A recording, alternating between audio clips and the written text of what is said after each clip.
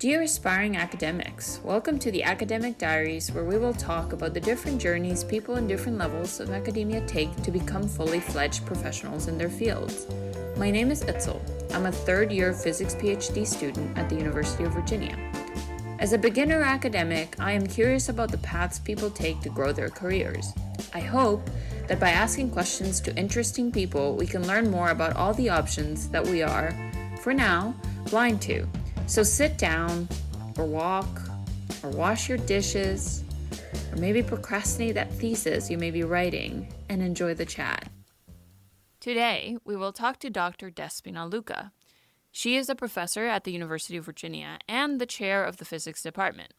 She takes on administrative duties, leads the department, manages faculty and students, and runs department operations, which, as it sounds, is demanding, but she is also an outstanding experimental condensed matter physicist. She's a fellow of the American Physical Society, which underscores her level of achievement in her field, and she is one of the relatively few female professors in the physics department. I'm really happy that she was able to come to the podcast. Thank you, Professor Louca, for taking time to come and tell me about your story. Thank you. I always start the podcast with the same question so that we can get your journey started. When did you start being interested in physics? As a kid, I was always interested in machines. I'm not a girly girl, far from it, I would say, by the definitions back then. I always liked machines, and I like to take things apart. I always tried to put things together. If something broke in the house, I would try and fix it. Whether I knew or not, that's another story. I mean, my poor mom had to call the electric company many times to come and fix our switches or things that I was just burning through the wall because I was always doing some connection or another. She was pretty good at not getting angry at this, but kind of like, well, that's what she does, that's what she likes, you know. And it was kind of funny because sometimes they would come and they would say, what is it now? I tried to connect this hairdryer to this new plug and something went wrong. And when I plugged it in, the whole thing went in smokes. I have no idea. When I was in elementary school, I was good in science. I was also a refugee from Cyprus, on the northern part of Cyprus. We had somewhat a kind of unusual situation after the war. When we moved to the south, there were not enough schools to house all these students, and they split the time between morning school and afternoon schools. Professor Louca was describing the Turkish invasion of Cyprus. As you may know, I'm not a historian, far from it, so here is my best short explanation based on the internet. As always, I will leave a link, and those interested can rejoice in a rabbit hole. So, there was tension between Greek and Turkish Cypriots, marked by violence, which led to an invasion, resulting in a Greek-backed coup, which wanted to unite Cyprus with Greece. Eventually, there was a ceasefire, which resulted in a Cyprus split into the Turkish Cypriot-controlled north and the Greek Cypriot-controlled south. Back to the podcast.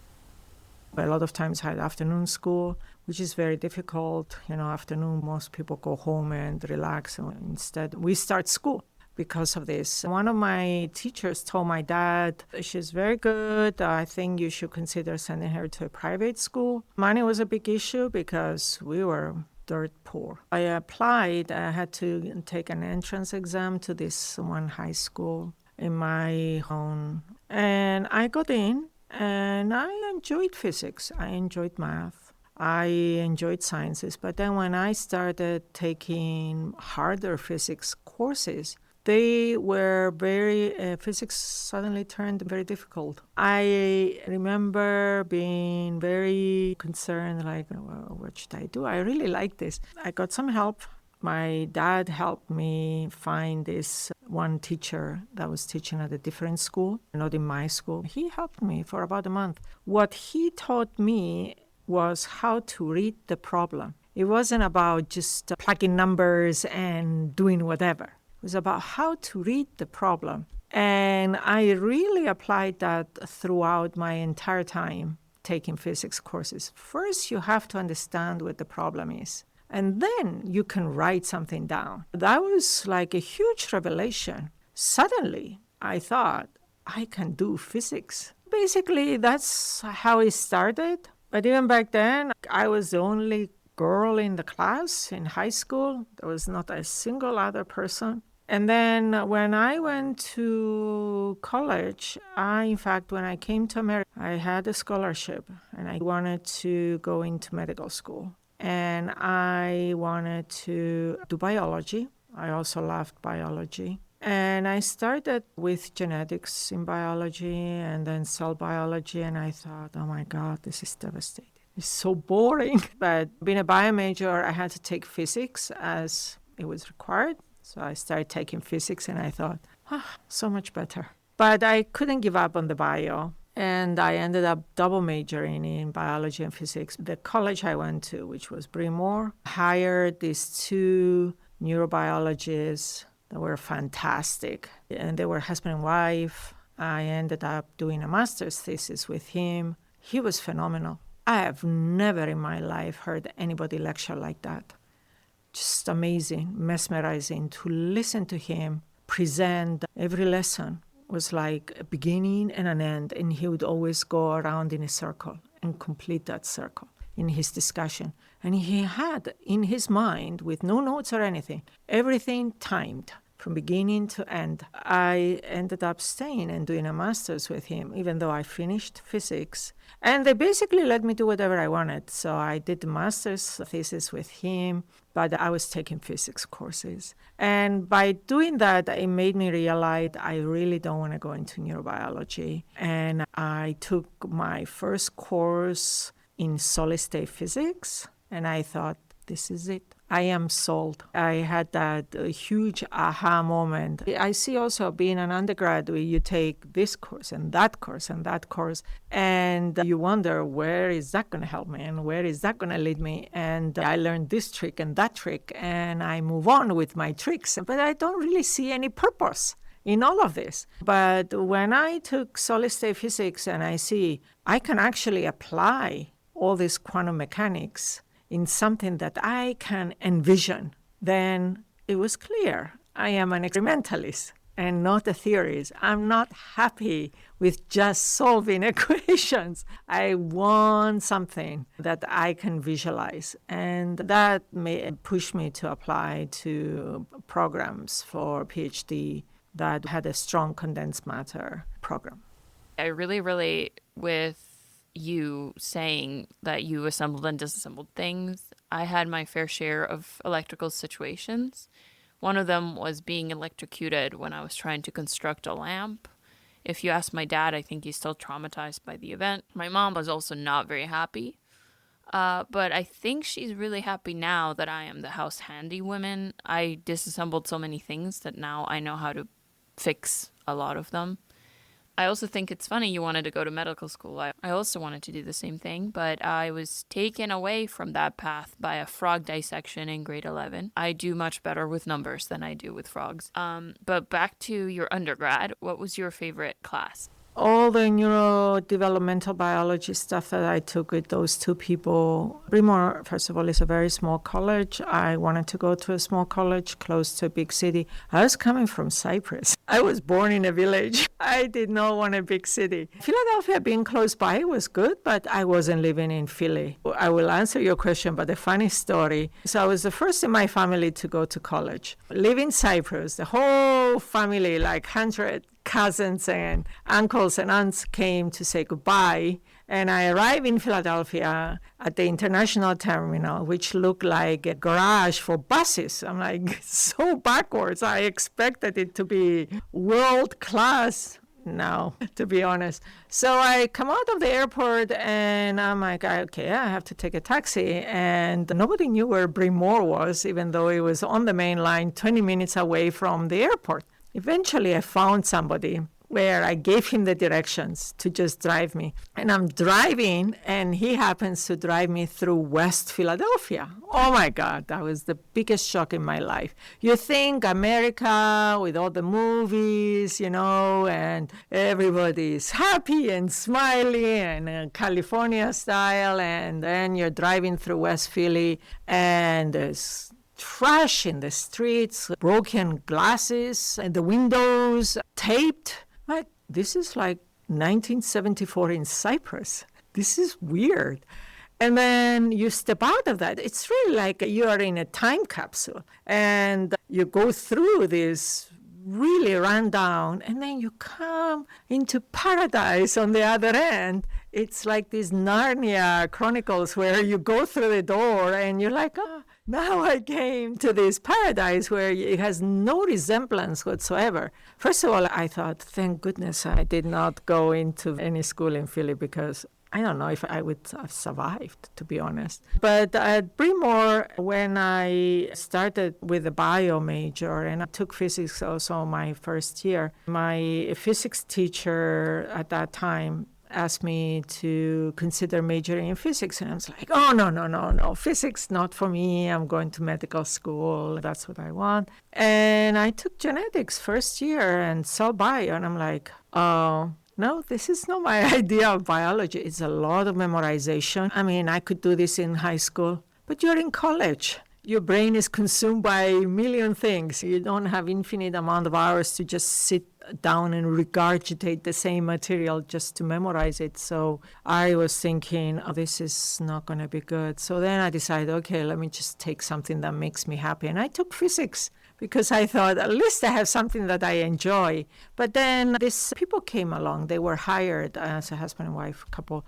And I thought, okay, let me try something else. And they were really phenomenal teachers. And Bryn Mawr, as a college, emphasizes teaching and research for the undergrads. And you really get to know the professors very closely. So they would invite me and all the bio majors to their house on major holidays. They would have parties like 4th of July. I liked the brilliant husband who had amazing lectures every time in class. And I basically took all my courses with them, and that's how I finished my bio major. Otherwise, I don't know if I could have finished. But then along the way, I was so happy in physics with the program, the department. They were very good people, very kind, very welcoming, very open. We had one tiny room, which was the mail room, in fact, but there was also one big desk, and we would all sit around and do homework. I had my group,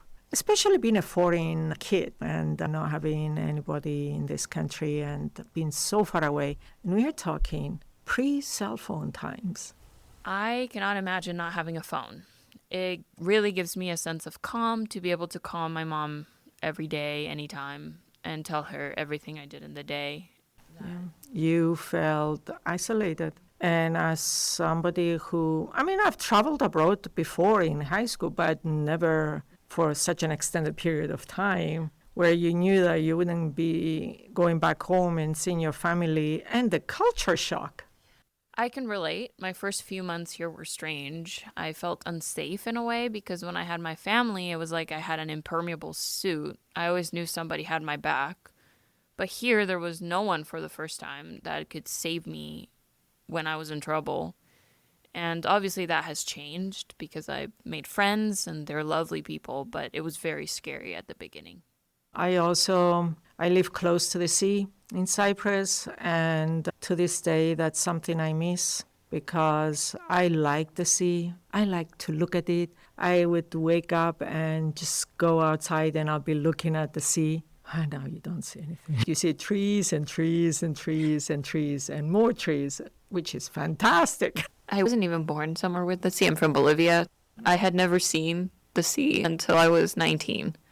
But for some reason, I want to be near water with the sound of the waves. It is very relaxing, and when I go hiking and I see water, like flowing a stream or something, it makes me feel very different because I really enjoy the calmness. that it brings. But that's all on occasion. It's not something that you see every day, and I miss it. It is hard to leave those things behind, but we sometimes have to do them to do other things we love. What is the thing that called you into biology and physics? Well, in physics, I think the one thing that I really like was this solid-state physics taught by my Filipino professor, Albano. He was a very good teacher. That wasn't his field. He was more a statistician. He did chaos theory. In fact, I did my senior thesis project with him on strange attractors and things like that. I would also say thermal physics. I like this. It's closer to solid-state physics, so I had taken thermal before solid-state, and I like that. In bio, I would say, again, I think I mentioned like neurodevelopmental stuff that Paul Grobstein, who was the husband of the two, he taught a seminar about the brain. And he thing about getting under your skin. And he was a Lakers fan, and his player was Magic Johnson.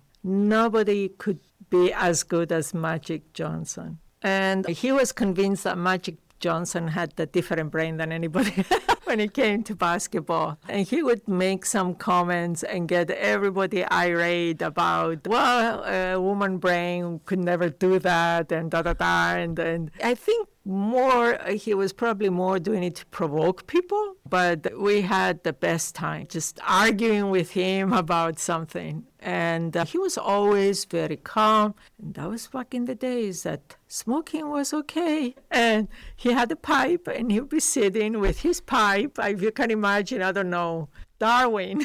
He also had the hairdo of a Darwin and the long sideburns and the like hand down here, very 60s look, and hair that was just curly and out, kind of like where I'm going with my hair these days. And he would just sit there and smoke his pipe and throw these ideas out, get everybody pissed off at him. And he would just listen and then say something more. 2 hours would go by. Don't realize it at all. He was amazing. True scientist. I must say that both husband and wife died very young. I know, it is sad. They left a legacy. I'm pretty sure I'm not the only one who thinks of them like that. They were very good people. I am so happy that you were able to find a professor that had such a deep impact on you as a student. It is really sad, though, that they passed away so early. It's like sometimes good people go so quickly. Was there any class that you felt was the opposite, or any professors you felt that weren't as nice? As far as undergrad, I don't really think that there was anything that I didn't like. But I remember in grad school, they had hired somebody visiting to teach the course. Oh, my God, that was so bad.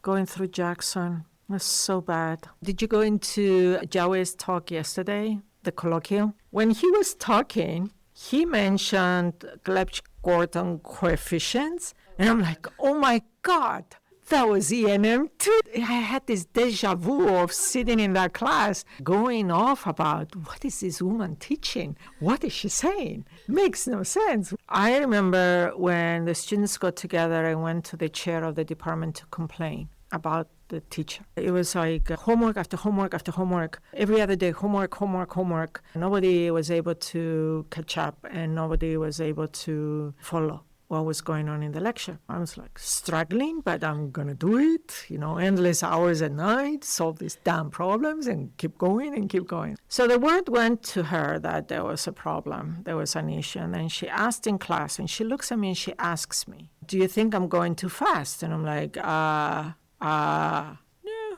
But others may think otherwise. Like, why are you targeting me? Are you suspecting me talking? I actually didn't complain. So then it's like a month away from the end of the semester, the end of the year, and she decides, okay, I'm going to slow down. Is there anything that you guys don't understand? It's like, yeah, maybe go back at the beginning of the book. Maybe we'll be able to get it this time around. In the end, I think I learned absolutely nothing. The teacher does make a difference. I really agree with that. The teacher really makes a difference. I feel everyone has one professor that has traumatized them out of a field. I've had a few myself. How did you end up doing a PhD in material sciences? Halfway through the master's, when I was applying for grad schools, Paul Grobstein asked me to stay in the program, but I was looking around what other students were doing. I'm like, oh my God, I don't want to dissect frogs for the rest of my life. And then you create a lesion in their brain, and then hopefully they wake up from that, and then you see what kind of motor response you disturbed by the lesion, and it goes on, and it's like you're on the mercy of this frog. I didn't really see much room for new explorations, and a lot of the students were in their 9th year, and the end was nowhere in sight. And I thought, I cannot be over 30 and still in school. So I thought, I really liked the physics, and so I started applying to various programs where they had good condensed matter departments, and I ended up at Penn, primarily because when I visited them, they said, we restructured the program so you can finish in 4 years. And I'm like, yes. The other was, while I had great dreams to go west and try the West Coast, I realized that pretty much all my close friends were staying in the East Coast, in Philadelphia. And I thought, I really don't want to start from scratch. I don't want to start making new friends. I am going to stay here. And granted, it might have been all right, but I already felt that I've been displaced once. I don't need to be displaced twice. So I stayed in the Philly area. I was in material science. I was in the engineering school. Interesting enough, the female to male ratio was almost 50-50. Yeah. Huge transition from physics. A lot of the women dropped out. It is sad to say that that is a good ratio. What was your experience like in that department? I really loved the department. It's small, it's really top-notch people, and I could take courses in physics or material science, so I had the freedom to do whatever I wanted. So I looked at the people around, and I kind of narrowed down to 2 potential PhD advisors. One of them was Takeshi Gami, who ended up becoming my advisor, and the other was Jack Fisher, who ended up not becoming my advisor. Both people were doing really hardcore condensed matter. It's funny how I chose one over the other. I feel like sometimes life can be ridiculous, and we make these kind of choices and we stick with them. But I always say that we always end up making the right choice. Maybe for ridiculous reasons or some instinct that you had, but you end up making the right choice. So we had to choose an advisor in our first year. And Penn Materials had this thing where you rotated doing research with people. So like you spend a month with somebody in somebody's lab, then next month go to somebody else's lab. And by the end of the year, you have to make a choice. And by summer, you start your research. I went to talk to the guy, and I interviewed people. I was like, so how did you do X, Y, Z, right? And one of the questions I asked, well, so how do you interact with students? And what do you expect from students, actually? That was a question that turned me off. He said, well, I just expect students to go in the lab and do things. I'm like, well, what kind of things? I mean, if they don't know anything about what you're doing, wouldn't you at least show them how to do things and guide them, and then they can go in the lab? And then he was very nice guy, over 6 feet tall. And here I am, short me. He's like, I just expect people to just go in the lab and do things. My God, this is interesting. I don't know anything about what he's doing, and he expects me to go in the lab and do it. Okay, thank you. Went to the next guy. Next guy had a very rough reputation for being not so kind, even though he was barely 5 feet tall. He was a tough guy, but I had the rumors. You cannot ignore the rumors. And when there is smoke, there is fire. So I have to get to the bottom of this. So I went to do my interview with him, basically. So we're talking about what kind of research project I would work on and how he interacts with students and what he expects from students and things like that. I'm hearing good things. I'm like, okay, this is my guy, this is my guy. And then I said to him, okay, I have one last question. Are you sexist? because one of the rumors was he never had a female grad student. And he jumped a couple of feet off his chair. It was funny to look at him. And he's like, I'm not sexist. Who said that? He always was fair. But some of the postdocs and scientists that he had working in the group, I think, had an issue with women.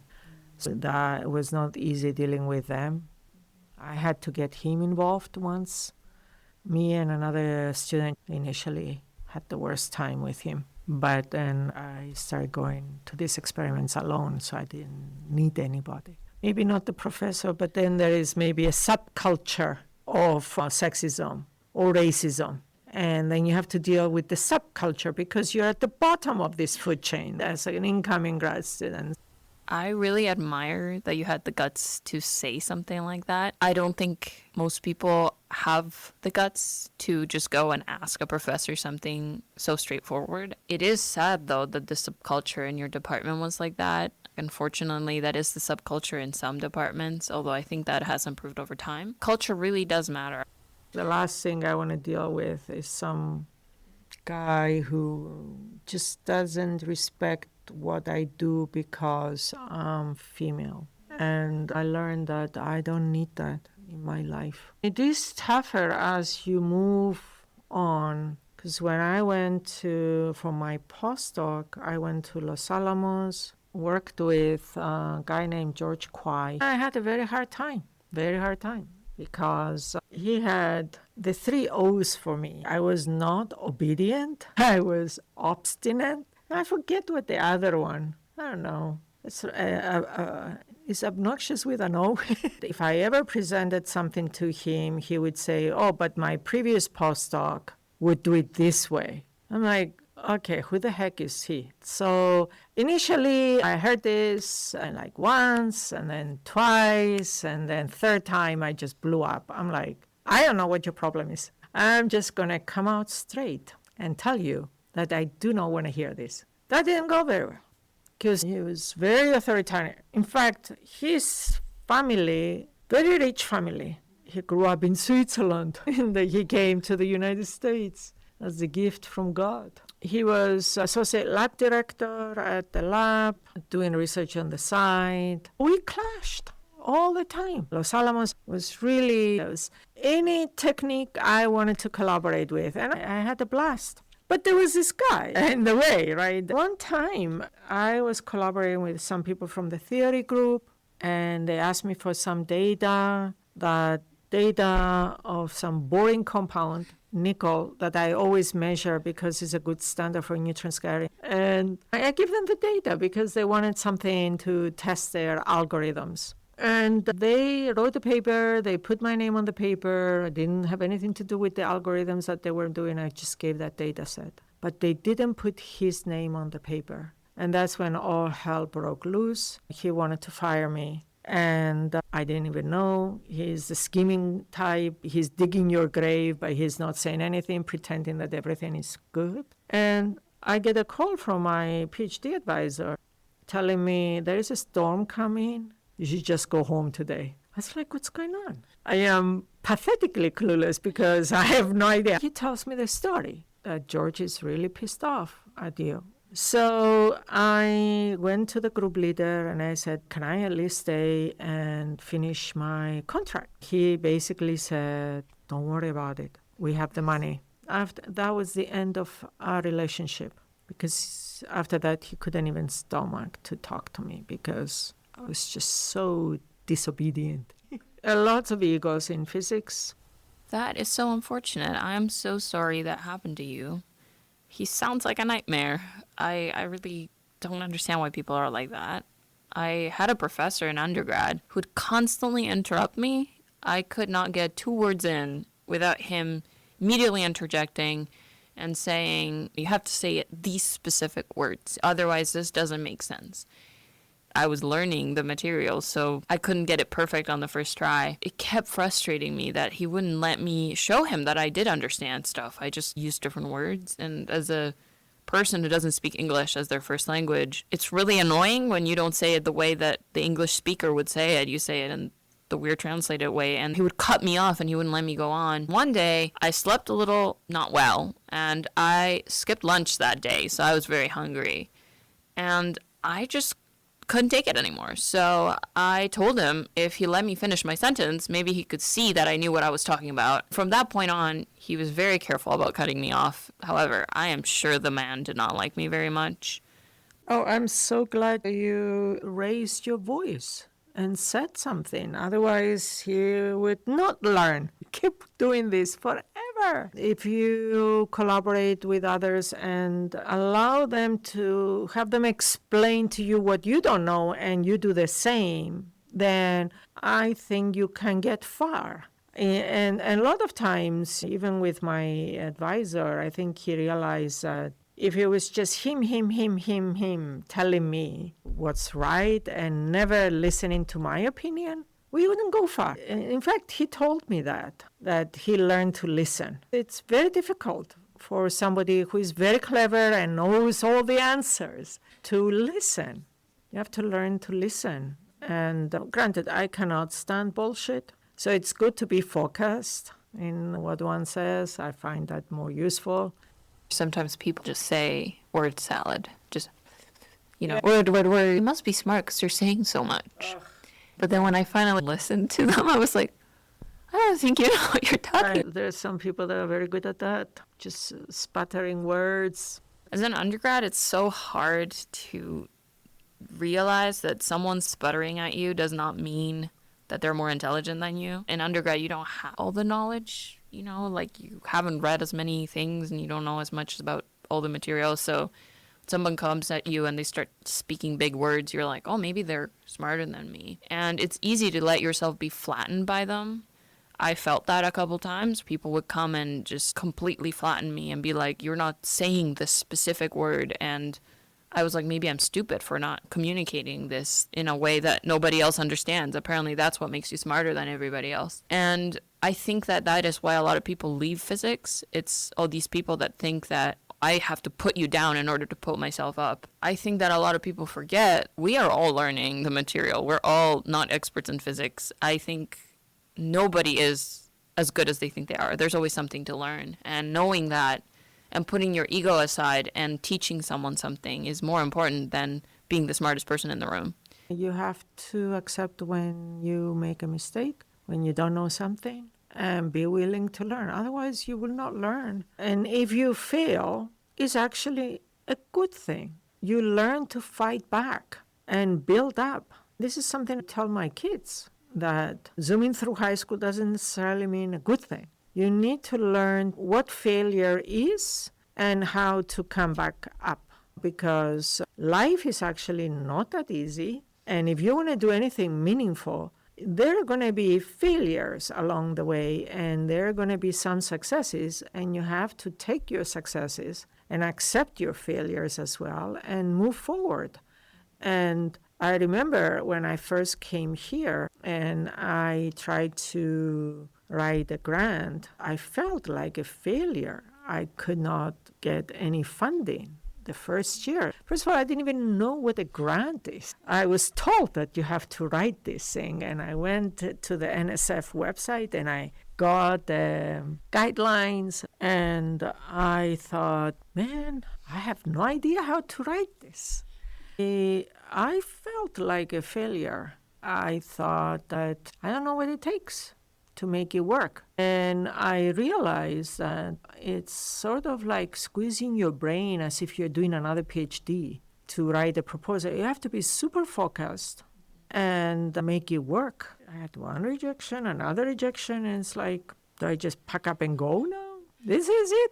That was a good run. I enjoyed it. Thank you very much. Time to go. I always think of George Costanza in Seinfeld. Whenever he went to a party, he had to say something smart and walk out, because his idea, you always have to go out with a bang. And I'm like, I have to go out now because it's time. It's time, because this is not working. At the end of my first year, I went to a meeting in Washington, D.C. It was right before the spallation neutron source was breaking ground in Oak Ridge, and they had this big meeting of the neutron scatterers. And it's kind of funny because as a PhD student, I never really identified myself as a neutron scatterer, but as I got older, I did. And at that meeting, I met some of my old classmates. One of them was still at Los Alamos as an instrument scientist in the Lujan Center. He said, "Hey, Despina, I think you should meet Bill Osterhaus, who works at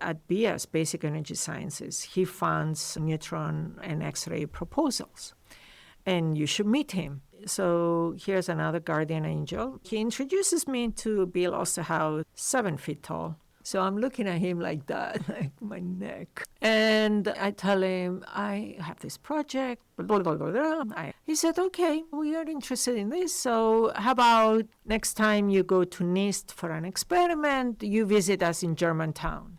And I said, great, fantastic, I'm going to do that. But you also have to think that there are a lot of people who say lots of things and never carry through. Not him. A few days later, he calls me in my office in Charlottesville, Virginia. And he said, hey, I thought that you're not a citizen or a green card holder, so you cannot come into Germantown. But next time you go for an experiment at NIST, we can come to you. So just let us know when you go. I said, sure thing. So next time I had an experiment, I don't know, it was summertime. He showed up with another person, Helen Kirk. He was the group leader, and she was one of the program managers. They had prepared a room for us, and I had sent him my proposal that I had written, and Helen read it and gave me suggestions. I want you to address this issue and that issue because I'm sure the referees will ask about this, and submit. I'm like, okay, I'm going to do. And within 6 months, I got funding. Oh my God, I was so relieved. I'm like, okay, so I'm not leaving after all. I think I'm going to stay a little longer. And 25 years later, I still get funded, knock wood, really. Is this wood? Because I don't want fake stuff. I want wood. Make sure that you don't jinx it, bring some bad juju by not knocking wood or something. Failing sometimes is good. It really sucks to fail, but it is essential to know how to fail because I think life is full of failures. I always remember my grandpa whenever I have a failure of any size. He used to say, you fall, you clean yourself up, and you keep moving. And that has gotten me through very difficult moments in life. Obviously, the keep moving sometimes is not the same as before. You don't keep moving the same way. Sometimes you entirely change the way you move. But I always say at least we survive, and that's all that we can get sometimes. And in those moments, I love that you bring up your guardian angels. I think people that are good are always lighthouses in our lives. And when we are having falls, it's like the point where you look at to head in that direction. You keep moving in that direction because you know that those people are guiding you to a better place. And I am so happy that you were able to find them. It's hard to find lighthouses in this world. Seemingly chance encounters become the most meaningful in life. I'm very grateful to them for all the years that they supported me because this is how it is in this country. That is such a poetic way to put it. This is the country of opportunity, after all. Other than that, what is something you love about being a professor?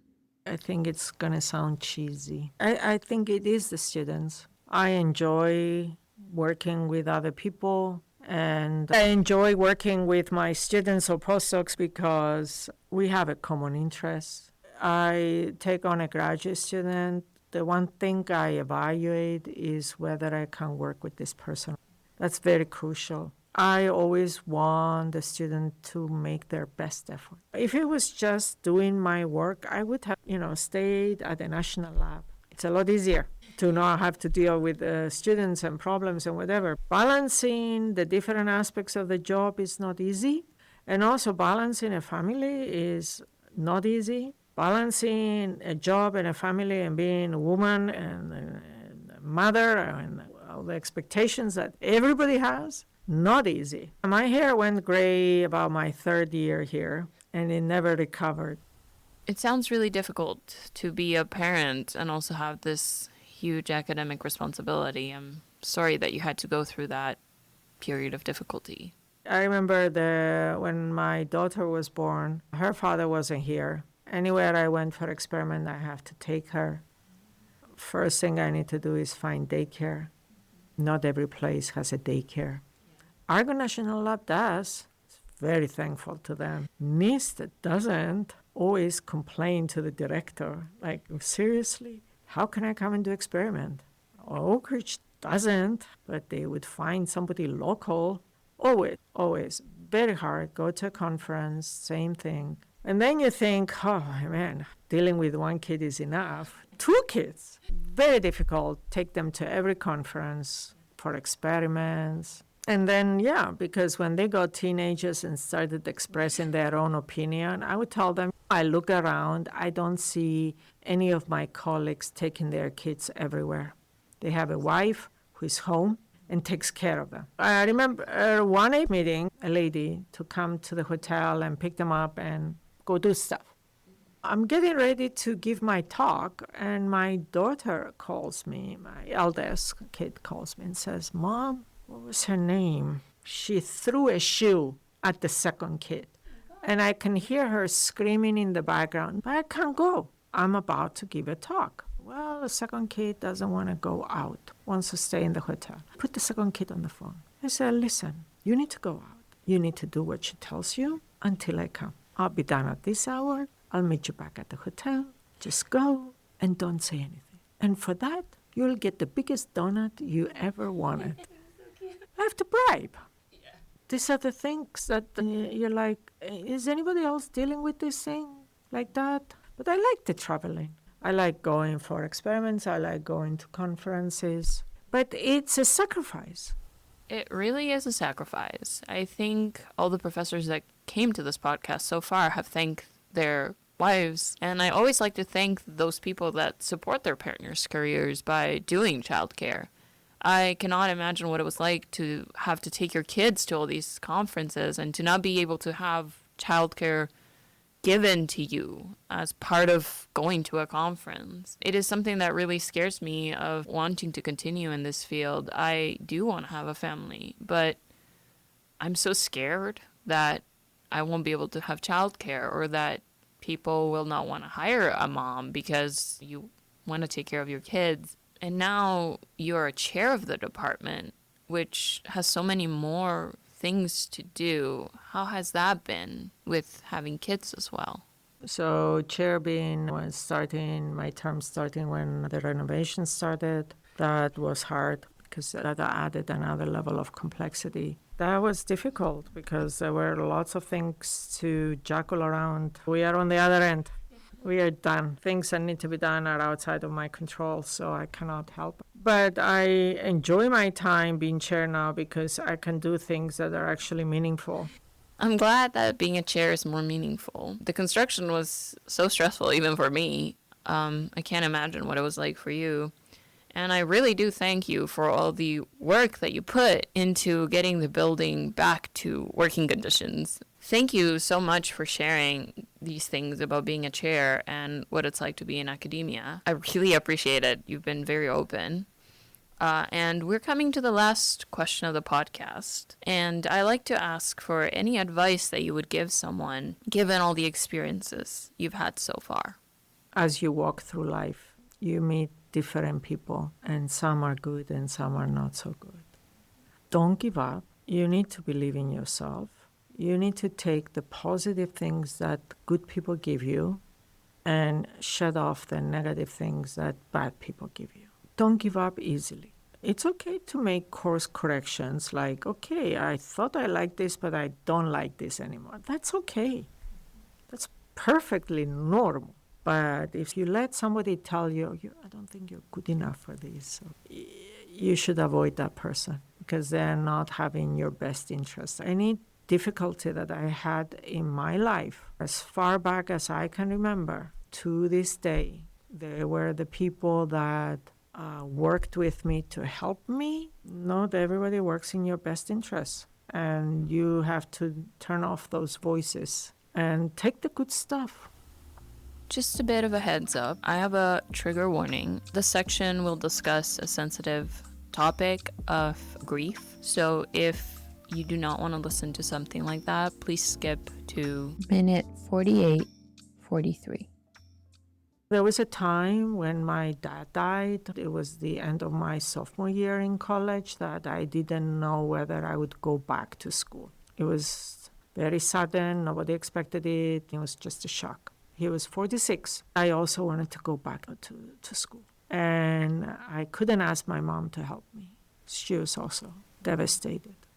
So I went back to Fulbright and asked them for more support, because I had a scholarship to come to America, but my dad still had to pay a few $1,000s, but I did not want to ask my mom for that. And it was summertime. He died July 5, and I had to come back sometime late August. All my relatives, as I said, I was the first one who went to college. They thought, okay, don't worry, you'll find something to do here. I don't want to. I want to go back. I don't want to stay here. So I went to Fulbright, and it was summertime. It was very difficult to find people. And I talked to an advisor, and she said, I'm going to bring it to the committee and let you know. So July passed, and we had the funeral, and it's just devastating. And suddenly I'm also the caretaker for my mom, who's unable to do anything. And it's August, and the time is ticking. And I don't know whether I'm going to come back or not. And there were lots of people, and I remember some specifically that would say they're probably not going to make a decision in August, because August is a big vacation time in Cyprus. And I have to keep faith. I have to keep the faith. I have to just wait. And then lo and behold, like maybe 2 weeks before school was about to start, they called me and said, yes, you've been approved.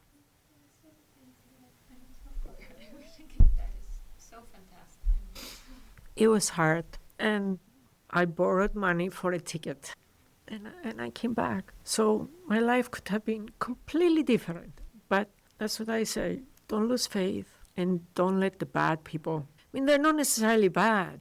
They're projecting their own opinion, which is unnecessary. They're not rooting for you. They're rooting for themselves, what they believe. That has been my motto. I'm not going to give up because you say so.